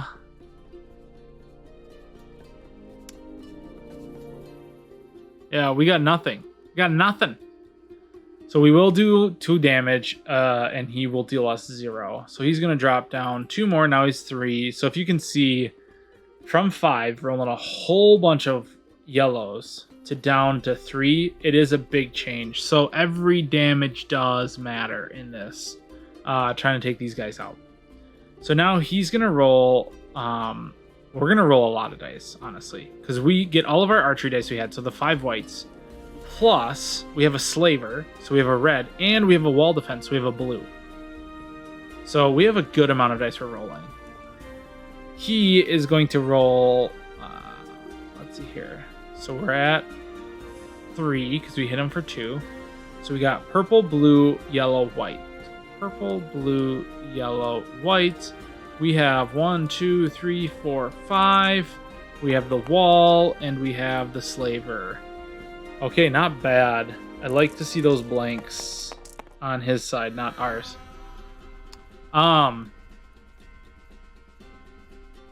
So this works out perfectly. Before damage, once per combat, on your hero's hex. So we're using this for this combat, so we'll kind of turn it like that. You turn cards by Q and E, or you can press and hold and then mouse wheel it. And then it spins it however much you have on your degrees up here. So I like to just use Q and E. It's a lot more like, I like the snap function rather than the mouse wheel function. But we're going to grab an extra shield. So now we block here, we block here. We deal 4 damage, 1 is blocked, so 3 damage, which is perfect because we just eliminated the Warlock. Without also him triggering any lightning. So our Fortified Haven will stay, and we get 3 victory points. Woohoo! That's a good one. And since that's combat, we'll get this back. Hanzo's running away with this. Like I said, I have kind of moved on to normal difficulty, but I want to show you guys progression. And of course, like I said, I've backtracked a lot, so it's part of the learning. And also, you know, I'd be a little sharper if it wasn't 1 a.m. where I'm at. So, and I have a meeting in 7 hours, so we gotta move this along. We're almost done with this phase though. Click the activation button. Okay. So now this is going to be an interesting fight. Imperial Guard activates. Backtrack. We don't want them to lose points. The Warlock, even though he died, he would have dropped a garrison here, but instead of dropping a garrison on the capital is special. You wouldn't gain a victory point because you couldn't place a 4th garrison like you do in other locations. You actually reinforce. You will first place a garrison on any empty hex. So right now the empty hexes are here and here. So we're gonna drop a garrison here. And now the Imperial Guard is going to activate and move here, but he does the same thing. He's going to drop a garrison there. So now we have a very interesting fight of the Imperial Guard versus Oda. And you're going to see why Oda is a pain in the butt. Now, the interesting thing actually is these guys are like made to fight each other. Because Oda's lightning effect is 2 skulls, and the Imperial Guards is 2 shields. But the difference here is Oda doesn't have a once per round limit, and the Imperial Guard does. So, yeah, this is going to be interesting. The Imperial Guard's also down 2 threats, so I don't even know. I mean, they have to move closer, so it's 1, 2, 3. If you moved here, you're 1, 2, 3. You're still the same distance away because now you're 1, 2. Yeah, that's the only way for him to move. That wall was weird. How this is played out is weird, but this is why I love this game so much. There's so many little things, and that's why it is. When I'm playing, like when I can focus on one faction alone, you can really just hyper in, and you don't miss a lot of stuff. And I can really micromanage. The last time I played one faction when I was playing with some other gentlemen online, I was able to focus in on my faction so hardcore, and I was able to I triggered stuff, and I was just like screaming up the track. I ended up losing because we had some other people fall behind, but yeah, don't forget to look at your feats. But when I'm playing 2 and it's late, it can kind of get crazy. So, but the intricacies of all of the little things in this game are amazing. My favorite game of all time is Too Many Bones because of that. This has been really climbing that ladder fast. I've honestly had more plays of Uprising than any other game I've had in my collection. And I have a lot of games. That is 1 of 3 shelves. I have 2 more shelves. Like, this is my computer here. I have 2 more shelves full of games here and here. So I have a lot of games I can be playing. I have solo games I could be streaming. I just love this so much. I gotta play it more. So also, people seem to need a little help. So I've been teaching as many people as I can. Hopefully these will help more too. This is a really random rant. I guess this is the effect of me staying up late. But this is what you get. This is who I am. I'll talk about board games all day. Just give me a call. Reach out. Okay, let's get to this epic battle. So Imperial will be on their side. Chaos will be on their side. Or Imperial. The Empire. So Oda makes you skip the archery phase. So we're going right into Clash. So right into Clash we have purple, blue, blue, red, yellow, yellow. So purple, blue, blue, red, yellow, yellow versus black, black, purple, purple, red. Holy buckets. Holy buckets. The Imperial Guard is destroyed. Okay. But they did do a good hit. This is so crazy. Okay. So Oda has 2, 4 for the 2 lightning, 6, 7, 8, 9. 9 hits. The Imperial Guard has... You can only trigger 1 lightning. So that's 2, right? Once per round before damage, yeah. That's 2 shields. So he basically reduces this one. but that's still 7 damage right here. So he's gonna die, which, oh my gosh, this is hilarious. Okay, so Chaos is gaining points, but this is the coolest fight ever I've seen between non-player characters. Okay, so he dies, but he deals 1, 2, 3, 4 damage back to Oda. 1, 2, 3, 4. Then Chaos is going to gain the 5 victory points. So 1, 2, 3, 4, 5. I'm honestly not too worried because Baranth has so many Havens out now. He's going to shoot up that ladder with 8, and then he's going to have a whole bunch of resources that he won't be able to spend. And we can basically just try to wait out. Like, we will be gaining a lot as long as we can then basically control the hordes and legions that come out next. Oh man, and then Oda's gonna fight the capital garrison. Oh, okay.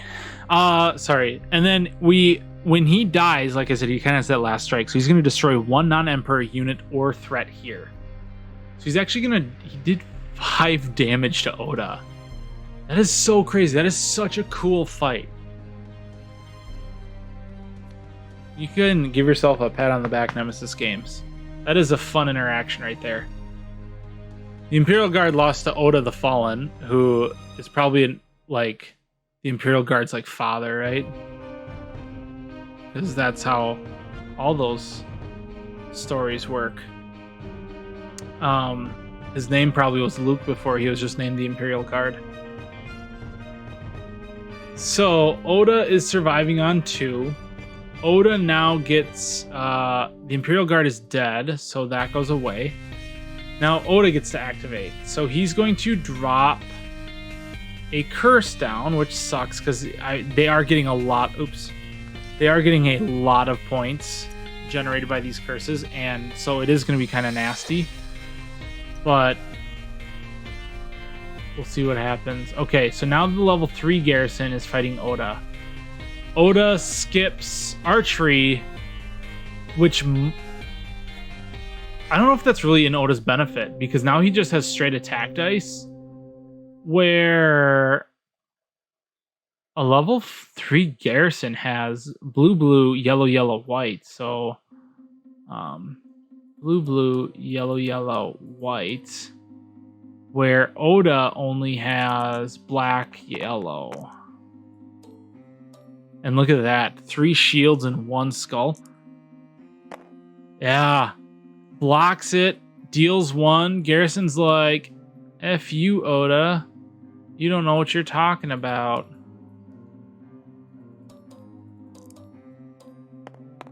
Four damage. Now that might get through. 1, 2 blocks. So the garrison is still alive and deals 1 to kill. So this is going in the Chaos Graveyard, which kind of stinks because that's even more points for Chaos. So Chaos is like going to shoot up the track this round.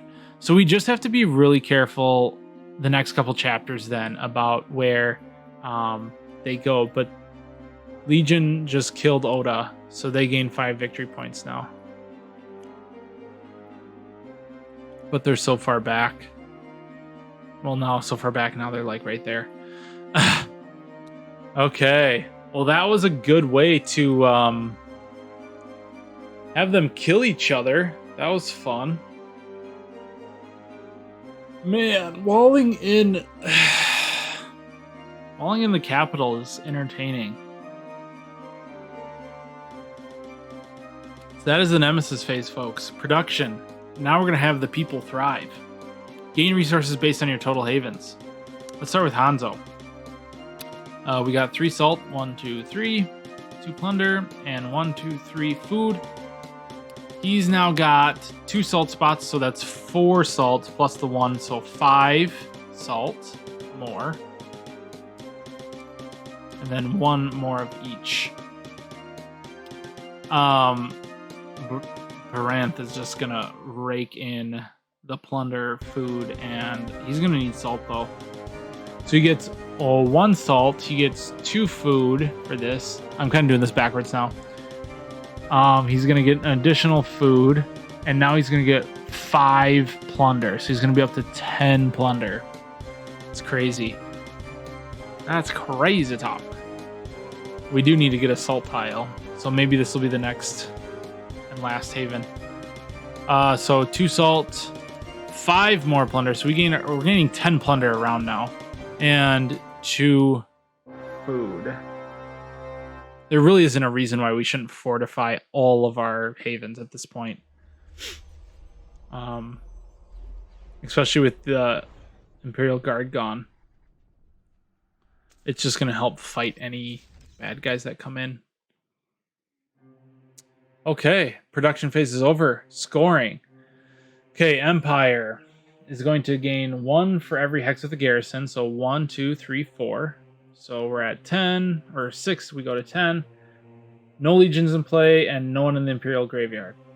Chaos is going to gain 1 for every curse. See, so like this now, like had this quest now come up in this round, Branth could have not purchased anything, right? And he would have had enough resources, for sure, in just plunder alone to remove 3 curses. That's huge. But came out late, so, or early, so that's just how it goes sometimes. But 1, 2, 3, 4, 5. So 5 points, so 13 to 18. There are no hordes on the board, but we do have 1 garrison, which counts as a faction, by the way. So Imperial and Chaos are different factions, so if they kill each other, they do gain the points just like player characters, and they do send the units, so like the garrisons and the skeletons, to the graveyard. So they will gain 2 more for that. So not even that bad, Hans. I thought they were going to go way higher, but they don't have stuff, I guess, out. So now we can just kind of clean up and score points. Yeah, so now players score 2 for each of their havens. So Baranth has 4 havens out, so he's going to score 8 points. So he's going to go up to 19. He's got 1 special hex, so 20. Hanzo has 3 havens. 2, 3, 4, 5, 6. And he has 1 special hex, 27. Yeah, he's crushing it. Maybe I'm doing something just apparently super wrong, but every time I've played Hanzo, he's always been out in the lead because we just prioritize killing garrisons. Garrisons replenishes units, which allow him to kill more garrisons. And it's just a crazy point generator. And I don't know. I guess he just does that much more in fighting. I don't know. So, we are now on to chapter 3. I'm probably going to cut it here. And I myself am going to take a break. And we will do chapters 3 and 4 later. So, thank you for watching. And stay tuned for chapters 3 and 4 to finish this out. If you have any questions, concerns, comments, obviously put them in the comments. Please like and subscribe if you haven't, if you're enjoying what I'm doing here. And we'll see you next time.